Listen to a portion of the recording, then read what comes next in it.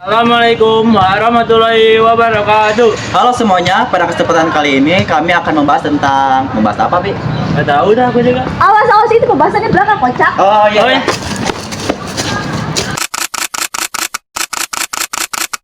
Sejarah penyiaran di Indonesia diawali oleh lembaga radio dengan SRP 1933 sebagai pelapor dari bangsa sendiri dan pendiri Radio Republik Indonesia RRI pada 11 September 1945 untuk mendukung perjuangan kemerdekaan. Diikuti dengan kemunculan televisi pada uji coba 17 Agustus 1962 dan tayangan perdana di TVRI di tahun yang sama. Kemudian muncul stasiun televisi swasta seperti RCTI pada 1989, diikuti SCTV dan lainnya, serta perkembangan broadcasting digital melalui internet.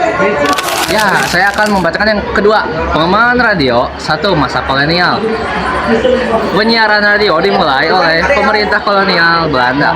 Namun, pada 1927, Sri Mangkunegoro mendengarkan siaran radio yang menginspirasi pendirian SRP di Solo pada 1 April 1933.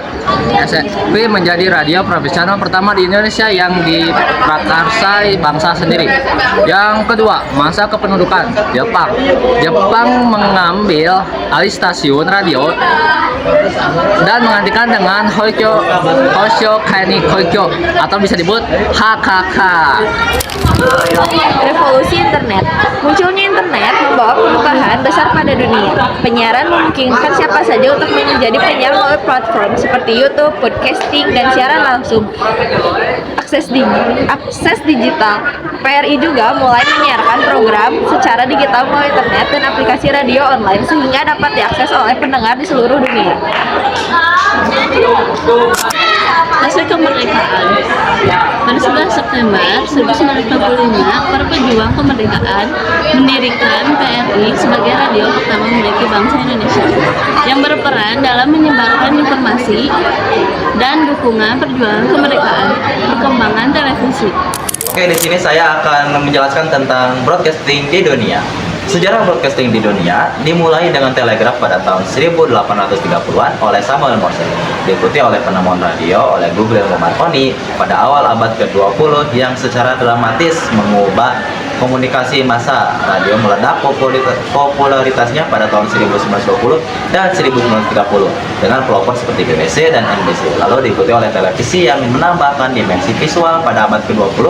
Era digital membawa revolusi lebih lanjut dengan munculnya internet, podcasting, dan streaming, memungkinkan siapa saja untuk menjadi penyiar dan mengakses informasi dari mana saja. Gitu. Oke, sekarang awal mula telegraf dan radio. Pada abad ke-19, penemuan telegraf oleh Samuel Morse membuka jalan bagi komunikasi jarak jauh menggunakan kode Morse. Pada awal abad ke-20, Guglielmo Marconi berhasil mengirimkan sinyal telegraf transatlantik menjadi pionir radio. Pada tahun 1915 dan 1916, David Sarnoff dan Lede Forest bereksperimen untuk menjadikan radio massa dan melakukan siaran massal. Pada tahun 1920-an, radio mendudak menjadi industri dan media massa.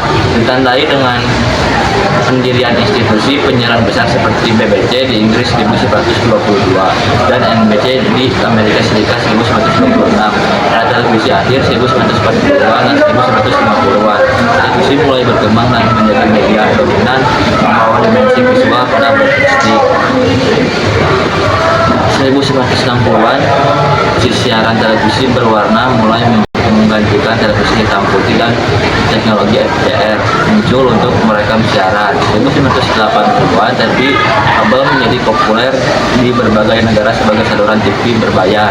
Era digital dan internet, era modern, penemuan satelit kemungkinan transmisi siaran global melintasi benua.